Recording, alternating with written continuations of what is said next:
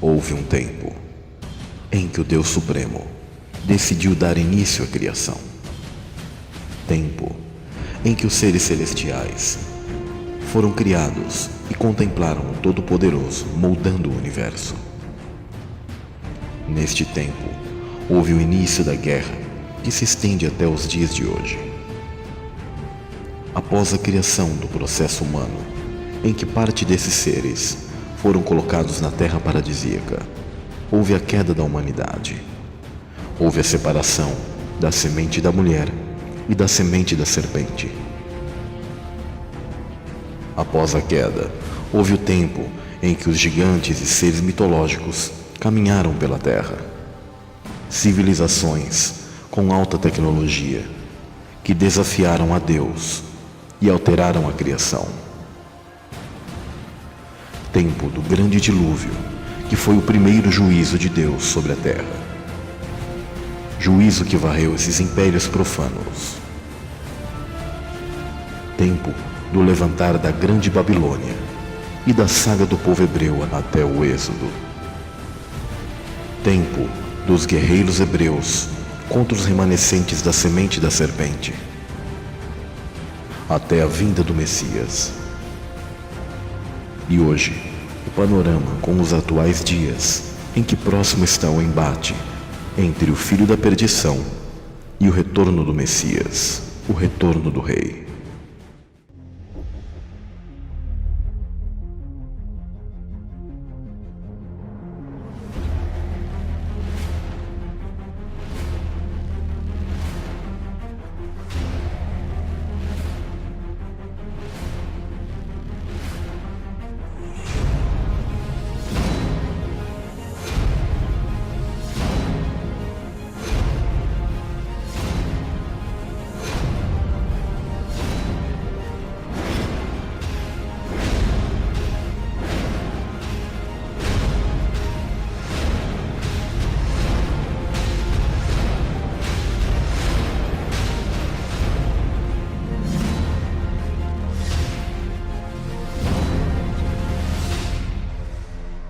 Este é o elo perdido.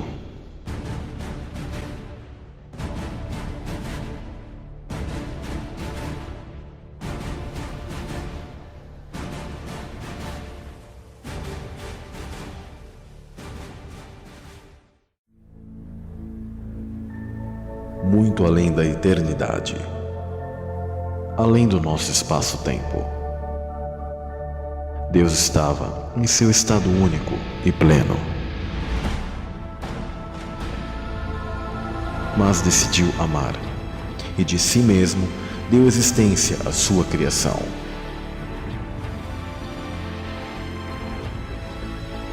Deus quis ver a Deus e criou as dimensões superiores, chamadas de céus, e terra, as dimensões inferiores mais densas, que são a base do universo. O universo é permeado das águas do oceano primordial, que são vivas à medida que a energia viva de Deus passeia pelas águas. Deus é espírito, o espírito é elétrico, causando ionização por onde passa.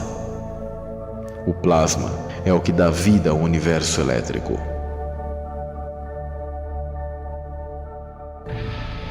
As escrituras antigas decodificam o que ocorreu nos céus através de suas histórias. Como é acima, é abaixo. Homens como Noé, José, Moisés e Davi representam a Cristo em diversos momentos, assim como faraós, o rei de Tiro, o rei de Saul,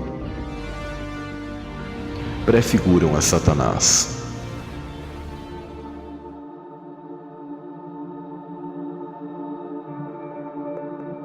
Deus deu autoridade a 13 grandes seres, assim como existiram os antigos 13 signos dos céus, que representam moradas celestiais, as tribos de Israel. Desses seres angelicais, um em especial tinha destaque. Segundo o livro de Enoque, ele era conhecido como Gadriel. Este foi o principal dos 5 grandes anjos que incitaram a queda angelical. Em Enoque está escrito: o nome do terceiro é Gadriel. Ele descobriu todo o golpe de morte aos filhos dos homens. Ele seduziu Eva e descobriu aos filhos dos homens os instrumentos de morte, o casaco de malha, o escudo e a espada para a matança, todo o instrumento de morte para os filhos dos homens. Estas coisas derivaram de suas mãos para os que habitam sobre a terra daquele período para sempre.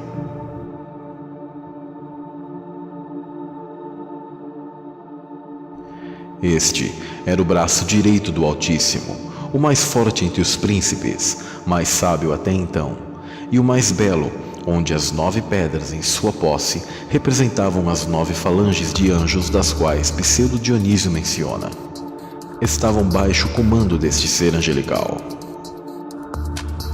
9 hierarquias angelicais existem: serafins, querubins, tronos, dominações, virtudes e potestades, principados, arcanjos e anjos. Essa ordem foi primeiramente organizada por Pseudo Dionísio, por volta do século V.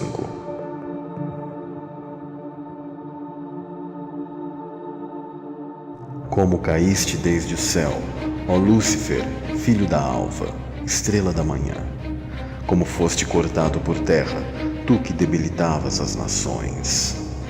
E tu dizias no teu coração: eu subirei ao céu, acima das estrelas de Deus exaltarei o meu trono, e no monte da congregação me assentarei aos lados do norte. Subirei sobre as alturas das nuvens, e serei semelhante ao Altíssimo. O governo de Deus era descentralizado, possuía energia livre a todos, a autoridade respectiva a todos os seres. Mas a criação, não satisfeita com o governo do Altíssimo, convencidos pelo seu orgulho, aclamaram um rei sobre si, exatamente como o povo de Israel fez na história bíblica. A princípio, Deus conhecia o coração de Saul, que foi aclamado rei. Da mesma maneira, Lúcifer, que era o aferidor da medida, e controlou os louvores ao Altíssimo.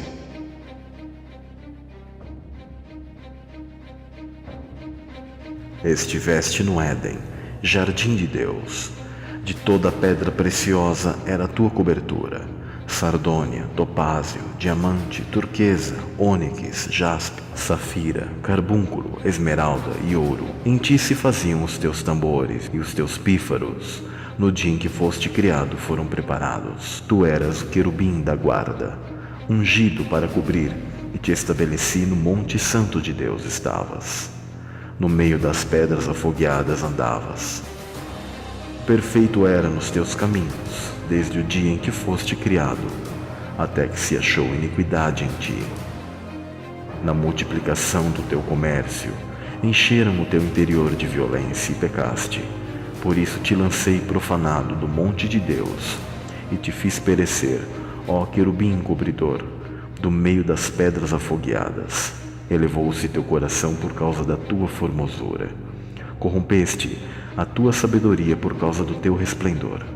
Por terra te lancei, diante dos reis te pus, para que olhem para ti. Pela multidão das tuas iniquidades, pela injustiça do teu comércio, profanaste os teus santuários.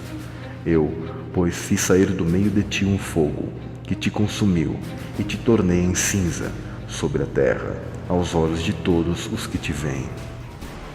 Estão espantados de ti, em grande espanto te tornaste, e nunca mais subsistirá.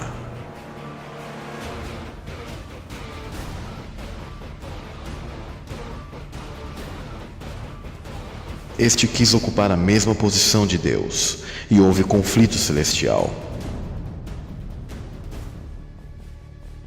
Eu vi Satanás caindo do céu como um relâmpago. Na batalha houve caos, e os céus e terra se tornaram sem forma.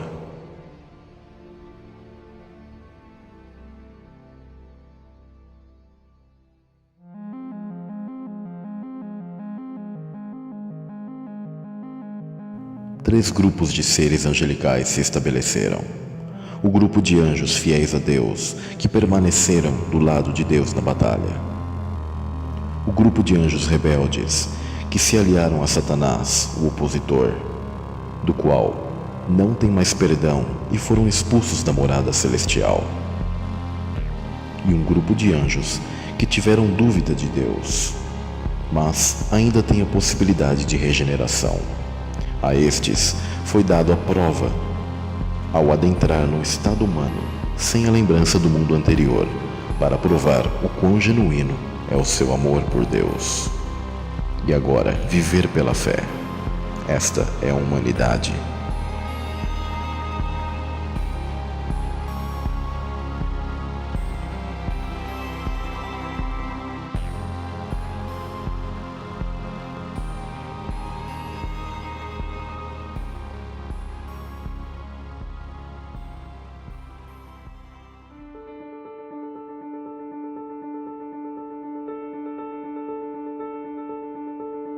Percebemos um padrão bíblico em que, entre muitos irmãos, o considerado mais fraco era desprezado. Assim foi com José, mas, assim como em seu sonho dos feixes que se curvavam a ele, assim foi com Cristo, em que todos servirão ao Messias. O mesmo temos com Davi, o menor, porém o mais corajoso entre seus irmãos. Assim foi com Cristo. O padrão dos primogênitos também é apresentado nas Escrituras. A nação de Israel é chamada por Deus de primogênito, mas haviam outras nações anteriores a Israel. Cristo é o primogênito da criação, guardado no seio do Pai, que tomou o lugar de Satanás. Esse padrão é observável em Caim e Abel, em que Abel é morto e Sete é dado no lugar. Ismael e Isaque. Isaque é o filho da promessa, mesmo não sendo primogênito. Esaú e Jacó. Esaú vem de sua primogenitura, e Jacó tem a bênção e recebe o nome de Israel. Este é o padrão que ocorreu nos céus. Cristo assentou-se à direita do Pai e assumiu a primogenitura.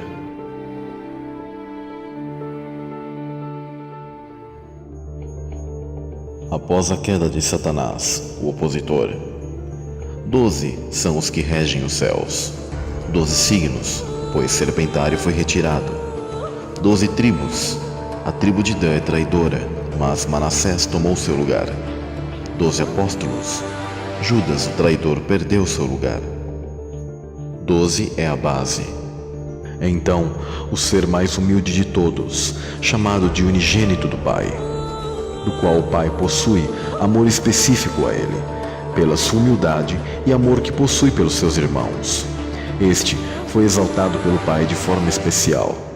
Este é o Messias que pediu ao Pai que fosse dado uma chance aos seres que entrariam no processo humano na recriação do paraíso. Todos aqueles que tiveram dúvida pecaram. Estes são os que foram destituídos da glória de Deus.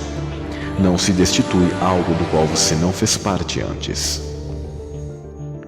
Este pedido teve um preço.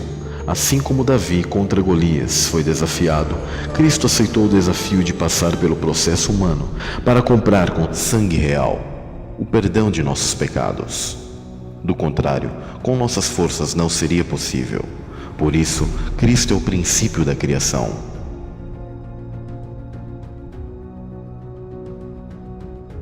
Ali estava a luz verdadeira que ilumina todo homem que vem ao mundo. Estava no mundo e o mundo foi feito por ele, e o mundo não o conheceu. Veio para o que era seu, e os seus não o receberam. Mas a todos quantos o receberam, deu-lhes o poder de serem feitos filhos de Deus, aos que crerem no seu nome, os quais não nasceram do sangue, nem da vontade da carne, nem da vontade do homem, mas de Deus. E o Verbo se fez carne e habitou entre nós, e vimos a sua glória, como a glória do unigênito do Pai, cheio de graça e de verdade.